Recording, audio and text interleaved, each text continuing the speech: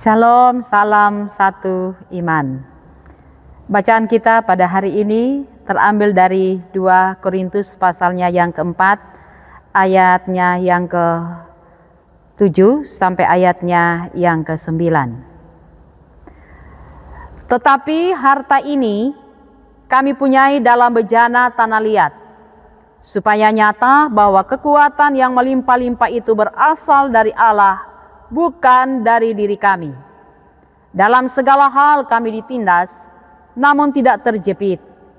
Kami habis akal, namun tidak putus asa. Kami dianiaya, namun tidak ditinggalkan sendirian.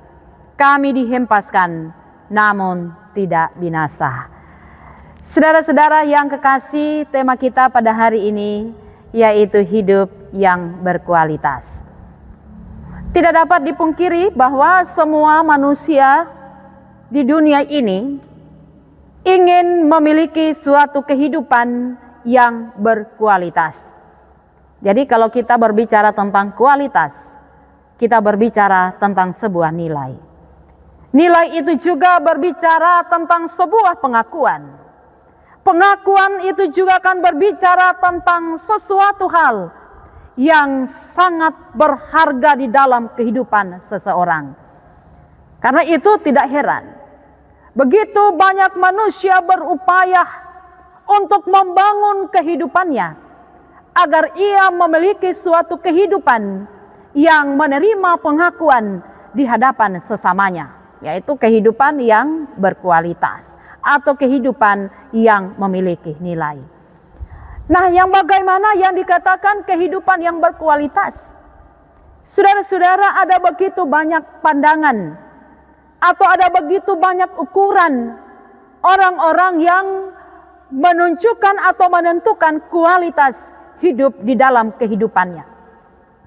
Ada orang yang mengatakan hidup berkualitas dilihat dari hasil pekerjaannya.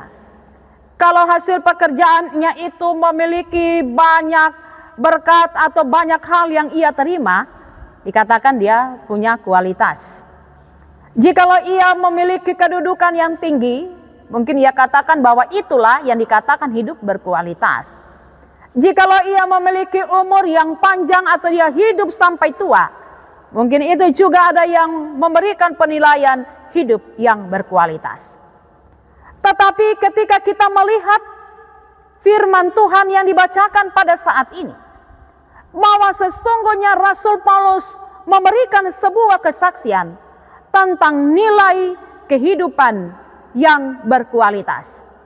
Jadi kehidupan yang berkualitas itu dilihat dari kekayaan kehidupan rohani yang ia miliki. Dan kekayaan kehidupan rohani itu akan nyata ketika ia mengalami berbagai macam situasi kehidupan. Pengalaman Rasul Paulus di sini, ia mengatakan bahwa harta yang ia punyai, yang kami punyai dalam bejana tanah liat, bahwa kekuatan yang mereka terima itu bukan kekuatan dari diri mereka sendiri, tetapi kekuatan itu dari Tuhan. Kenapa sampai Rasul Paulus mau menyampaikan itu, mau membagikan pengalaman ini seperti apa yang dibacakan tadi? Karena sesungguhnya banyak kehidupan atau banyak manusia yang menyerah ketika ia diperhadapkan dengan berbagai masalah, menyerah dalam kehidupan beriman, atau ia meninggalkan Kristus oleh karena tantangan atau banyaknya penderitaan. Saya ingat ada seorang bapak ketika menyanyikan sebuah lagu. Jadi lagu itu Saya Mau Ikut Yesus. Ketika lagu ini dinyanyikan, pada bagian tengahnya, lirik di tengah itu, meskipun saya susah menderita dalam dunia. Ketika nyanyian itu sampai di kalimat itu, bapak ini diam. Ia tidak mau menyanyikan lirik lagu itu. Lalu ketika bapak ini ditanya, mengapa sampai ia tidak menyanyikan lirik lagu itu? Ia katakan, saya tidak siap. Jikalau mengikut Yesus itu harus menderita.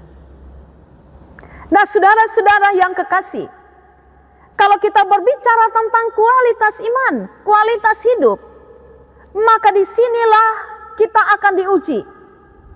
Ujian atau tantangan itu datang begitu besar di dalam kehidupan kita. Bukan berarti mengikut Kristus kita tidak menderita atau kita tidak punya masalah, saudara. Tetapi justru dalam setiap masalah penderitaan di situ akan nyata hidup atau iman yang berkualitas itu. Karena itulah Rasul Paulus mengingatkan bahwa sesungguhnya kita bisa melewati semuanya itu jikalau Kristus hidup di dalam diri kita. Jadi hidup yang berkualitas ketika Yesus hidup di dalam kita dan kita di dalam Dia. Itulah hidup yang berkualitas. Karena kehidupan itulah yang akan membawa kita kepada kekekalan. Jikalau ukurannya hanya harta, hanya kedudukan atau apapun yang kita miliki, semuanya itu akan hilang. Semua akan raib. Tetapi hidup di dalam Tuhan dan bersama dengan Tuhan akan membawa kita pada kehidupan bersama dengan Tuhan. Karena itu marilah kita terus meminta kekuatan dari Tuhan. Biarlah kita memiliki harta atau kehidupan rohani kita di dalam diri kita yang benar-benar telah teruji dengan berbagai situasi kehidupan ini. Biarlah hidup kita akan semakin berkualitas dengan firman Tuhan yang selalu kita dengarkan. Mari kita berdoa. Terima kasih ya Bapa di sorga, Engkau telah datang mengingatkan kami agar kami senantiasa memperhatikan atau selalu melihat kehidupan kami dari sisi iman percaya kami. Biarlah harta yang begitu indah di dalam hidup kami, yaitu memiliki Kristus, itulah yang akan terus kami pelihara sampai pada kedatangan Tuhan yang kedua kali. Terpuji nama-Mu Bapa di dalam nama Tuhan Yesus. Amin. Tuhan memberkati. Salam satu iman.